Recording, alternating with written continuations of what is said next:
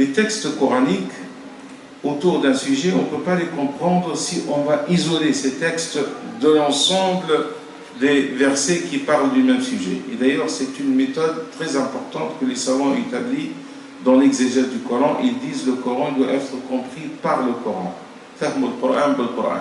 Même les savants, ils ont développé une nouvelle approche dans l'exégèse qui s'appelle Tafsir al-Mawdu'i, l'exégèse thématique. C'est-à-dire on prend un sujet, mais on va rassembler tous les versets autour de ce sujet pour dégager une vision cohérente. Alors, l'islam ne peut pas être une religion de miséricorde. Cet islam qui a fait que chaque sourate, elle commence par Bismillah ar-Rahman ar-Rahim. L'islam qui a donné la liberté aux gens de croire et de ne pas croire. La ikraha fi ddin, point de contrainte dans la religion. Comment? C'est contradictoire. Comment dire que les gens sont libres de croire, de ne pas croire, et c'est Dieu qui va les juger le jour du jugement dernier, et dire que nous devons déclarer la guerre pour imposer la religion aux autres? C'est des choses qui sont contradictoires. C'est-à-dire là, il s'agit d'une mauvaise compréhension, malheureusement, que ce soit de certains musulmans ou de non-musulmans qui veulent taxer l'islam comme étant une religion violente, etc. Et la solution, ce n'est pas d'écarter les textes, mais de les bien comprendre. Parce qu'aujourd'hui, les textes, tous les textes d'ailleurs, ce n'est pas même des textes religieux. Vous voyez bien aujourd'hui, nous avons le principe de la laïcité. Vous avez des gens aujourd'hui dans la société qui comprennent la laïcité avec une compréhension extrême, qui pensent que la laïcité, il faut bannir la religion de la société. Alors, qu'est-ce qu'on va dire? On va dire que c'est une mauvaise compréhension des gens qui sont dans l'exagération. S'il y a une compréhension incorrecte, il faut rétablir la bonne compréhension. Et là-dessus, vous avez, alhamdoulilah, des essais qui sont écrits sur le djihad, la question du djihad. Bon, beaucoup de livres qui sont écrits en arabe, mais peut-être il y a certains qui précisent bien. Pour vous dire, l'un des savants contemporains qui s'appelle Cheikh Wahb al-Zuhayli, il a écrit sur ce sujet-là, il a résumé. Il a dit, les versets qui parlent du djihad dans le Coran, il s'agit de ce qu'on peut appeler, avec le terme juridique contemporain, le droit de légitime défense. Parce que dans le droit international aujourd'hui, on reconnaît aux pays, lorsqu'ils sont agressés, un droit de se défendre. C'est le droit de légitime défense.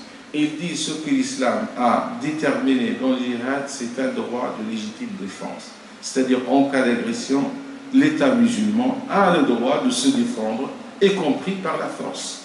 Et ça, personne ne peut le refuser parce que de toute façon, c'est la réalité. On va parler de ceux qui veulent agresser les autres. Et le Coran le précise dans Sourate al-Baqarah, le verset qui a commencé, justement des versets qui parlent du djihad, lorsqu'il dit وَقَاتِلُوا الَّذِينَ يُقَاتِلُونَكُمْ وَلَا تَعْتَدُوا إِنَّ اللَّهَ لَا يُحِبُّ الْمُعْتَدِينَ. Vous allez vous défendre contre ceux qui vous attaquent, mais n'agressez point, car Dieu n'aime pas les agresseurs. Et al-djihad aussi, dans le fiqh, il est établi chez les savants que le djihad est al-ahkam al-sultani. Il s'agit d'une mesure qui doit être prise par l'État. Ce n'est pas par des groupes de gens qui vont se déclarer comme quoi ils vont défendre l'islam. Ça, c'est interdit. Al-jihad huwa amal al-sultan wali al-amr. Parce que c'est une décision grave de déclarer une guerre. Vous êtes agressé, vous allez déclarer, il y a des conséquences de la guerre. Des personnes qui vont le faire ou des groupes de personnes, ils ne vont pas mesurer les conséquences. Il est clair que la guerre en islam n'est pas le choix de l'islam. C'est justement un droit de légitime défense dans des cas extrêmes, avec ses règles, et c'est la décision qui doit être prise par l'État, pas par les individus. Alors il faut rétablir une bonne compréhension des textes, et c'est ça la solution. La question de la falsification, et ceux qui parlent dans l'islam, et surtout dans les médias, moi je pense qu'il y a deux responsabilités. La première, elle revient tout d'abord aux musulmans. Nous devons, nous, travailler pour que sera parmi nos jeunes, Inch'Allah, ceux qui ont la compétence de parler dans ces questions-là. À la fois la compétence scientifique, qui maîtrise la connaissance islamique, les sciences islamiques, mais aussi la compétence dans le discours, dans le débat. Ils peuvent intervenir, ils peuvent discuter, dialoguer, échanger avec les autres. Ça, c'est notre responsabilité. Et il faut dire qu'on manque toujours à cette responsabilité, d'où tout le travail de formation qu'on doit mettre en place, Inch'Allah, pour former ces compétences. Il y a une deuxième responsabilité qui est l'honnêteté justement des médias pour ne pas justement inviter, lorsqu'on veut parler de l'islam, n'importe qui.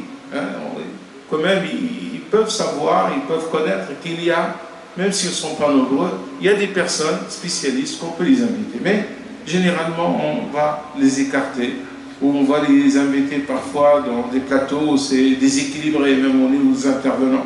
Malheureusement, il y a cette tendance de ne pas justement permettre une parole qui doit être une parole qui représente effectivement l'islam et les musulmans.